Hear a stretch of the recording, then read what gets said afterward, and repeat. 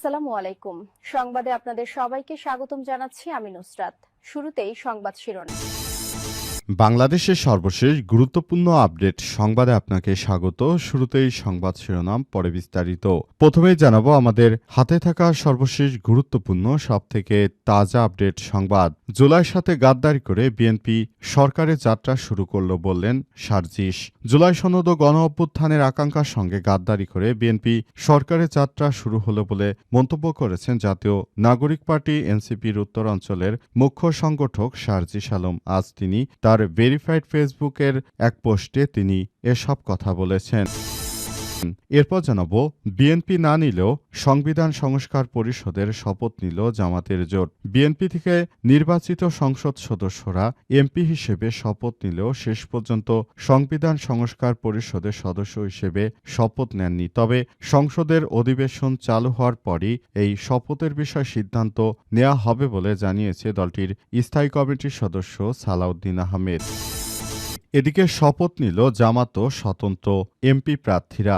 সংসদ সদস্য হিসেবে সংবিধান সংস্কার পরিষদের সদস্য হিসেবে শপথ নিয়েছেন জামাত ইসলামের জয়ী প্রার্থী ও স্বতন্ত্র সংসদ সদস্যরা। আজ ১২টার পর দ্বিতীয় ধাপে শপথ গ্রহণ করেন তারা। এবারে জানাবো, নূর প্রতিমন্ত্রী হিসেবে মনোনীত কিছুটা হলেও প্রশান্তি পাচ্ছি বললেন রাশেদ খান। গণ অধিকার পরিষদের সভাপতি ও পটুয়াখালী ৩ আসনের নবনির্বাচিত সংসদ সদস্য নুরুল হক নূরকে বাংলাদেশ শ্রম, কর্মসংস্থান এবং প্রবাসী কল্যাণ ও বৈদেশিক কর্মসংস্থান মন্ত্রণালয়ের প্রতিমন্ত্রী হিসেবে দায়িত্ব দেওয়া হয়েছে বলে জানিয়েছেন রাশেদ খান। আজ ফেব্রুয়ারিতে এক ফেসবুক পোস্টে তিনি এসব তথ্য জানিয়েছেন এবং তার সহযোদ্ধাকে অভিনন্দন জানিয়েছেন। এবং সর্বশেষ জানাবো, গণ অভ্যুত্থানের সেই আইকনিক জার্সিতে সংসদে হাসনাত আব্দুল্লাহ। জুলাই গণ অভ্যুত্থানের সেই আইকনিক জার্সি পরেই সংসদ সদস্য হিসেবে শপথ নিয়েছেন হাসনাত আব্দুল্লাহ। আজ জাতীয় নাগরিক পার্টি এনসিপির অন্যান্য সংসদ সদস্যদের সঙ্গে সংবিধান সংস্কার পরিষদের সদস্য হিসেবে উভয় শপথই নিয়েছেন হাসনাত আব্দুল্লাহ। প্রিয় দর্শক, এতক্ষণ শুনছিলেন সংবাদ শিরোনাম, এবারে বিস্তারিত। তবে তার আগে বন্ধুরা, অনুরোধ থাকবে এই সংবাদটিতে একটি লাইক দিন। এই চ্যানেলে আপনি নতুন হয়ে থাকলে আমাদের সংবাদটি দেখতে দেখতে চ্যানেলটি সাবস্ক্রাইব করে রাখুন। কমেন্ট করে বন্ধুরা আপনার মূল্যবান মতামত জানিয়ে দিন আপনি বিশ্বের কোন দেশ থেকে বা বাংলাদেশের কোন স্থান থেকে আমাদের সংবাদটি দেখছেন এবং শুনছেন। আর বন্ধুরা, সংবাদটি আপনার সোশ্যাল মিডিয়া ফেসবুকে শেয়ার করে বন্ধুদেরও দেখার সব সুযোগ করে দিন। গাজা যুদ্ধে আপনি যদি নিরীহ ফিলিস্তিনিদের ভালোবেসে থাকেন, কমেন্টে ইয়েস লিখে পুরো বিশ্বকে জানিয়ে দিন। এবারে বিস্তারিত। জুলাইয়ের সাথে গাদ্দারি করে বিএনপি সরকারের যাত্রা শুরু বললেন সার্জিস আলম। জুলাই সনদ গণ অভ্যুত্থানের আকাঙ্ক্ষার সঙ্গে গাদ্দারি করে বিএনপি সরকারের যাত্রা শুরু হয়েছে বলে মন্তব্য করেছেন এনসিপির উত্তরাঞ্চলের সংগঠক সার্জিস আলম। আজ তিনি তার ভেরিফাইড ফেসবুকের পাতায় দেয়া পোস্টে এসব কথা বলেছেন। উল্লেখ্য, ত্রয়োদশ জাতীয় সংসদ নির্বাচনে পঞ্চগড় ১ আসনে সার্জিস আলম হেরেছেন। মূলত সংসদ ভবনে বিএনপির নির্বাচিত সংসদ সদস্যের শপথ অনুষ্ঠান শুরুর আগে দলীয় এমপিদের উদ্দেশ্যে বিএনপির স্থায়ী কমিটির সদস্য সালাউদ্দিন আহমেদ জানান, তারা আজ সংবিধান সংস্কার পরিষদের শপথ নিচ্ছেন না। সালাউদ্দিন আহমেদ সাদা ও নীল রঙের দুটি ফরম হাতে নিয়ে বলেছেন, আমরা কেউ সংবিধান সংস্কার পরিষদের সদস্য নির্বাচিত হইনি এবং সংবিধানে এখনও এটা ধারণ করা হয়নি। গণভোটের রায় অনুযায়ী সংবিধান সংস্কার পরিষদ গঠিত হলে সেটা সংবিধানের আগে ধারণ করতে হবে এবং সংবিধান সংস্কার পরিষদের সদস্যকে কে শপথ নেওয়াবেন সেটার বিধান করতে হবে। এমন ফরম সংবিধানের তৃতীয় তফসিলে আসবে। সেগুলো সাংবিধানিকভাবে সংসদে গৃহীত হওয়ার পরে সংবিধান সংস্কার পরিষদের সদস্যদের শপথ নেওয়ার বিধান করা যাবে। আমরা সংবিধান মেনে এ পর্যন্ত চলেছি, আশা করি সামনের দিনেও চলব। উল্লেখ করে তিনি আরও বলেছেন, আমি মাননীয় চেয়ারম্যানের নির্দেশে ওনার পরিস্থিতিতে আমাদের দলীয় সিদ্ধান্ত জানালাম। বিএনপি না নিলেও সংবিধান সংস্কার পরিষদের শপথ নিল জামাত ইসলাম।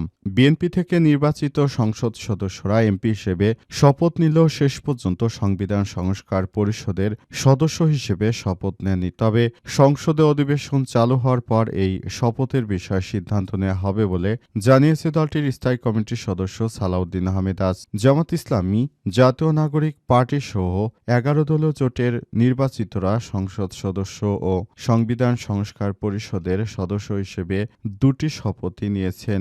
এমপি হিসেবে শপথের আগে সংসদ ভবন এলাকায় দলীয় অবস্থান জানিয়েছিলেন দলটির স্থায়ী কমিটির সদস্য সালাউদ্দিন আহমেদ। এর আগে নবনির্বাচিতদের দুটি শপথের প্রস্তুতি নিয়ে রেখেছিল জাতীয় সংসদ সচিবালয়। গণভোটে হ্যাঁ জয়ী হয়। এখন জুলাই জাতীয় সনদ সংবিধান সংস্কার বাস্তবায়ন আদেশ অনুযায়ী ত্রয়োদশ জাতীয় সংসদ নির্বাচনে নির্বাচিত প্রতিনিধিদের সমন্বয়ে একটি সংবিধান সংস্কার পরিষদ গঠিত হওয়ার কথা। সেই হিসেবে নির্বাচিতরা প্রথমে সংসদ সদস্য হিসেবে এবং এরপর সংবিধান সংস্কার পরিষদের সদস্য হিসেবে শপথ নেয়ার কথা। কিন্তু বিএনপি থেকে নির্বাচিত 209 জন সংসদ সদস্য সংবিধান সংস্কার পরিষদের সদস্য হিসেবে শপথ নেননি। সংশ্লিষ্ট ব্যক্তিরা বলেছেন, আজ বিএনপির সংসদ সদস্যরা সংবিধান সংস্কার পরিষদের সদস্য হিসেবে শপথ না নেওয়ায় শুরুতেই হোঁচট খেল অন্তর্বর্তীকালীন সরকারের নেওয়া সংস্কার কার্যক্রম। এতে নতুন রাজনৈতিক সংকটও তৈরি হতে পারে। অর্থাৎ বিএনপি তারা আসলে এই সংবিধান সংস্কার প্রক্রিয়ায় প্রথম দিকেই তারা এটি না নিয়ে মূলত তারা একরকম নতুন সমস্যার সৃষ্টি করেছে। তাদের এই কর্মকাণ্ডে পুরো দেশবাসী এখন অনেক বেশি হতাশার মধ্যে পড়েছে। কারণ তারা যে কর্মকাণ্ড আসলে সামনের দিকে এগিয়ে নিয়ে যাওয়ার ব্যাপারটি নিয়ে তারা যেভাবে কথা বলছে সেটি খুবই দুঃখজনক একটি ব্যাপার হয়ে দাঁড়িয়েছে। গণভোটে যেহেতু হ্যাঁ ভোট জয়যুক্ত হয়েছে, সুতরাং এখনই তাদের এসব বিষয় নিয়ে কাজ করা উচিত ছিল। কিন্তু তারা বিষয়টি না করায় অনেক বেশি সমস্যা তৈরি হতে পারে এমনটা মনে করা হচ্ছে। শপথ নিল জামাত ও স্বতন্ত্র প্রার্থীরা।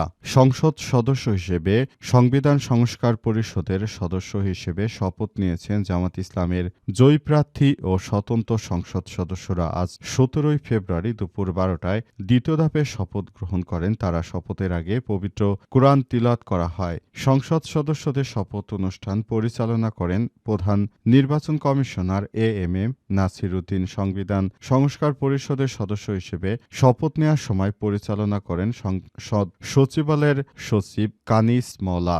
যদিও এর আগে সকালে শপথ না নেয়ার কথা বলেছিলেন জামাতের একজন শীর্ষ নেতা। সংসদ সদস্য হিসেবে শপথ নিল বিএনপি এখনই সংবিধান সংস্কার পরিষদের সদস্য হিসেবে শপথ না নেয়ায় এই প্রতিক্রিয়া জানান জামাতের ওই নেতা। কক্সবাজার 1 আসনে বিএনপির নির্বাচিত সংসদ সদস্য সালাউদ্দিন আহমেদ বলেছেন, আমরা কেউ সংবিধান সংস্কার পরিষদের সদস্য হিসেবে নির্বাচিত হইনি। জাতীয় সংসদ সাংবিধানিকভাবে গৃহীত হলেও এ বিষয়ে পদক্ষেপ নেওয়া যাবে। এর আগে শপথ গ্রহণ করেছেন বিএনপির নবনির্বাচিত সংসদ সদস্যরা। সকাল 10:30টায় জাতীয় সংসদ ভবনের শপথ কক্ষে তাদের শপথ পড়ান প্রধান নির্বাচন কমিশন সিসিএএমএম নাসির উদ্দিন।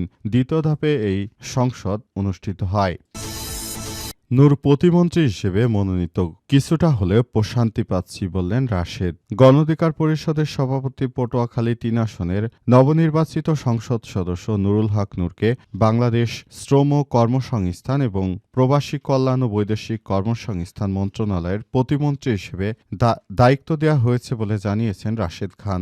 আজ এক ফেসবুক পোস্টে তিনি এই তথ্য জানিয়েছেন। তার সহযোদ্ধাকে অভিনন্দন জানান। গণ অধিকার পরিষদের সাবেক এই নেতা আরও বলেছেন, আমার সহযোদ্ধা নুরুল হক নূর বাংলাদেশ শ্রম কর্মসংস্থান মন্ত্রণালয় এবং প্রবাসী কল্যাণ ও বৈদেশিক কর্মসংস্থান মন্ত্রণালয়ের প্রতিমন্ত্রী হিসেবে দায়িত্ব পেয়েছেন। আজকে কিছুটা হলেও আমি প্রশান্তি পাচ্ছি। আমার মিশনও বলা যায় শেষ হয়েছে। তিনি আরও বলেন, বিশেষ ধন্যবাদ জানাই একেএম ওয়াহিদুজ্জামান স্যারকে। নুরুল হক নূর প্রতিমন্ত্রী হওয়ার পেছনে তার বিশেষ প্রচেষ্টা, আন্তরিকতা রয়েছে। তার সাহস ও অনুপ্রেরণায় আমি সব সবসময় চেষ্টা করেছি গণ অধিকার পরিষদের থেকেও তারপর সর্বোচ্চ তাকে সহযোগিতা করতে। আমি মনে করি যে এই ধরনের কার্যক্রম আসলে সবকিছু করতে হবে এবং এই কার্যক্রমটি সবাই একসঙ্গে তারপর কাজ করে নতুন একটি সমৃদ্ধির বাংলাদেশ গড়ে তোলার মধ্য দিয়ে এখন থেকে সবাইকে নিয়ে আমরা সেভাবেই কাজ করছি বলে জানানো হয়েছে এবং পুরো বিষয়টি অত্যন্ত জটিলভাবে হলেও সেটি এখন দেখা যাচ্ছে এবং এ বিষয়ে আসলে সবাইকে নিয়েই কাজ করতে হবে।